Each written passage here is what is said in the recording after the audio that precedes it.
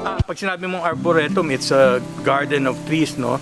But sabi ko, since maliliit pa yung, yung mga puno na itatanim namin dito, I decided to make it into parang practically a botanical garden. No? So sinama na rin namin yung iba-ibang plant groups.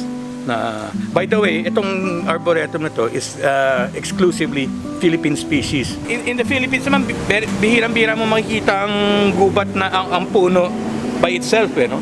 It's always a micro ecosystem in itself, yung mga puno. No? So it's inhabited by orchids, vines, mga epiphytes, mga kung ano. So it's a microhabitat in themselves. So we're trying to simulate that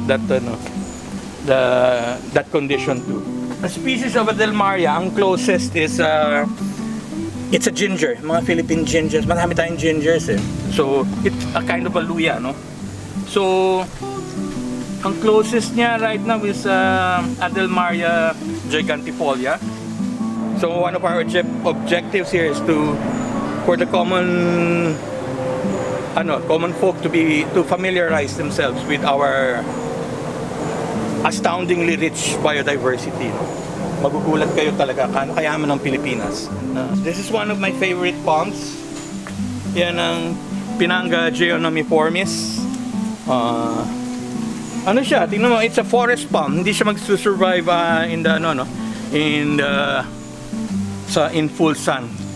Dito lang makikita mo lang siya sa understory. Pero it's a clumping palm, so parang nagiging siya colony. Pero tingnan mo, parang pencil thick lang yung kanyang stem. Hindi siya talaga lumalaki, pero tumataas siya, mataas na mataas. Tapos yung talbos niya, parang pag may siya, yung flush niya, it's a purple yung kanyang fronds, ang ganda, sobrang ganda na So, it's one of my favorites. Pinanga geonomiformis found only in the Philippines. Alam mo, if you equate yung yung ating biodiversity, yung our ecosystem, so yung mga natural habitats natin, nawawala na to vanishing right as we speak, no? But I look at them as parang repositories of knowledge, information, gamot, pagkain, lahat na nandun sa gubat eh. That's the real world. The world we're living in is not the real world. No? Ang totoong buhay is up there, no? Wala tayong gubat, wala tayong tubig kung wala tayong gubat. Wala tayong mga medicine or what. Most of them come from the ocean or the forest, no? So, I look at our kulang na kulang tayo sa pag-aaral sa ating yung rich diversity natin. And we are one of the richest in the world, no?